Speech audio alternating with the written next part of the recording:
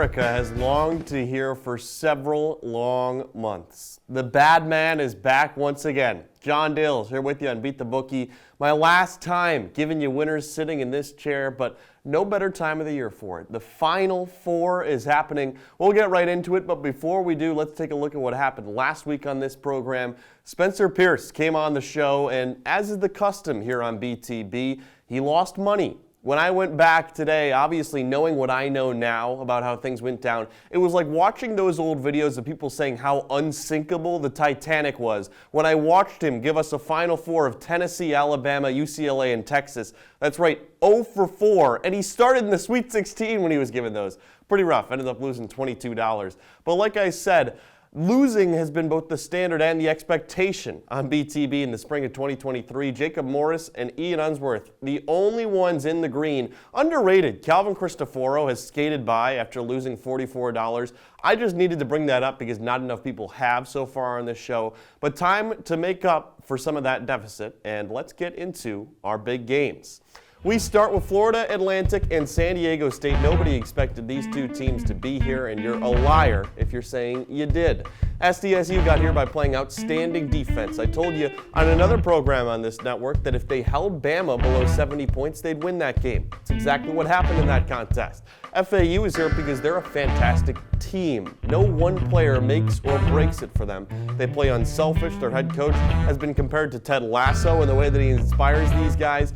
All that said, this game comes down to who sets the tone, who's able to establish their brand of basketball in this game, and there have been a couple of offenses better than FAU that haven't been able to crack that SDSU defense, so I don't think the Owls will be the first ones to outshoot the Aztecs. I'm taking SDSU minus 2.5, $10 down on them to cover that spread. The second game of the Final Four is Miami and UConn. The Huskies, 5.5-point favorites, and I've noticed since Adama Sanogo went off for 28 and 13 against Iona, that this was the team of the tournament and he is the player of the tournament. Miami's certainly been impressive as well. Not many people saw them having a double-digit upset over Houston, but UConn has still shown no weaknesses in tournament plays. All 4 of their wins have been blowouts. The closest margin of victory was by 15 points. I just don't see that changing in this game, so I'll take the Huskies to cover that 5.5-point spread. $10 down on them to do that. Now, for my national champion pick, not going to be surprising. I like the Huskies, minus 125, money line. Truly an unstoppable force against an immovable object when it comes down to UConn's offense and SDSU's defense. But I do think the championship game is where the magical run for the Aztecs will come to an end.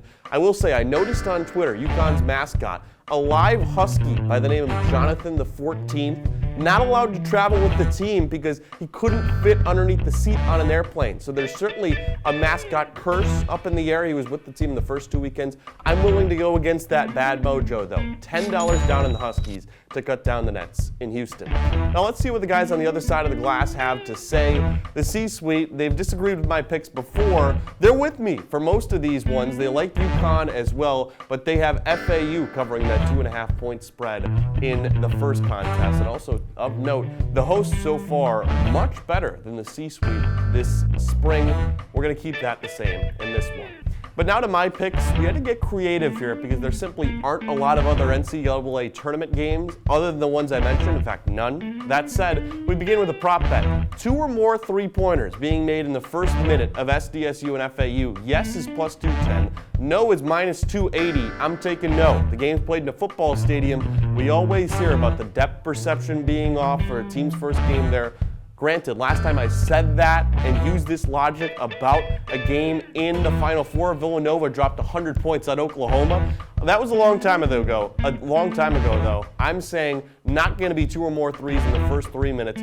Put down $15 on it to get a little more value because it is minus 280. Next up, we go to the Miami-UConn game, the race to 10. First team to score 10 points. I didn't even know this bet existed until a couple of weeks ago, but it's quickly become one of my favorites because it's a complete toss-up no matter what game. That said, I think it's a value play for the Canes, being plus 115 against the Huskies at minus 145. All those blowouts the Huskies have had so far, they didn't happen immediately after the first tip-off, so I like the Canes to win the race to 10 $10 down on them to do that. Now looking at both contests, we've got another Final Four special. That's either game being decided by 5 points or less at minus 210. I was very tempted to take that down to 3 because the odds go way up. We'll play it safe here though. Remember, we're not gambling, we're investing. We're diversifying our portfolio and taking calculated risks. This kind of helps to head that UConn spread bet as well, because if the Huskies win a close one by 5 or less, we win on this bet. If they win by 5 or more, we win on the other bet. And if the Canes win, we're screwed. But don't worry about that, it's not gonna happen. We go ahead now to my dog of the week, and when we get into late March, a lot of times it's like getting late in a game. You're in the huddle. If you're a coach, use a Nick Sabanism. Don't drop necessarily the best play, but get it to your best player. And in the women's Final Four, the best player in the country is Caitlin Clark of Iowa. She's got her Hawkeyes in the Final Four against the #1 overall seed, undefeated South Carolina. To be honest, I nearly fell out of my chair when I saw this spread. Hawkeyes are an 11.5-point dog with the undisputed best player in the country on their team. I don't use this term lightly, but this is what we in the business like to refer to as free money. There's absolutely no way Caitlin Clark lets her run end with a double-digit loss. This is not just my dog, it's my lock of the week. It's not just my lock of the week. This is a risk your mortgage type of play. Kidding, of course. We promote safe gambling here. But I'm saying for sure that I have Caitlin Clark covering that spread for the Hawkeyes. Put down $15 on them to do so. We got $20 left to spend here. Let's go to a parlay.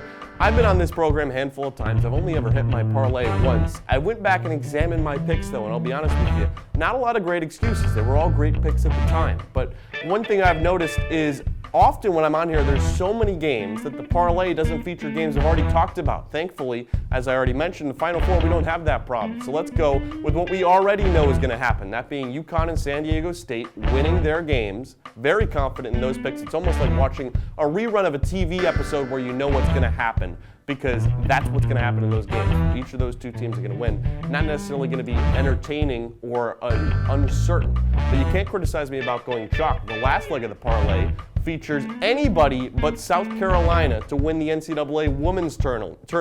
Whether it's Caitlin Clark, LSU, Virginia Tech with Liz Kitley, somebody is going to dethrone South Carolina, stop them from being undefeated national champs. Plus 638 on that parlay. We put down $10 on it. We can win back 63.80. Rounding things out with our future, it'll be a great day when I'm long gone from this institution, but I get a text from our producer Ethan Frank saying, hey, you know what? Your future hit. That being the Chicago Cubs to win the NL Central. Today it's at plus 600. Also today, opening day, they put a whooping down on the Milwaukee Brewers. Value play come June or July. You're going to be shocked. You can say, this was plus 600 back in March? Yes, it was. $10 down on the Cubs to return the NL Central title to Chicago. Let's take a look back at all of our picks right now. Throw them on your screen. San Diego State to cover the spread. Same thing with UConn. The Huskies to win the national title. SDSU and FAU with just 1 or less threes in the first minute. Connecticut and Miami, the race to 10, I like Miami. Either game to be decided by 5 or less. South Carolina against Iowa. Iowa to cover the spread. We just talked about our parlay, and we also talked about the Cubs winning the NL Central. Well, folks, that'll do it. And again, a quick note for you. I only want to hear about my picks if they're winners. Don't text me if they're losers. But all that being said, enjoy the game.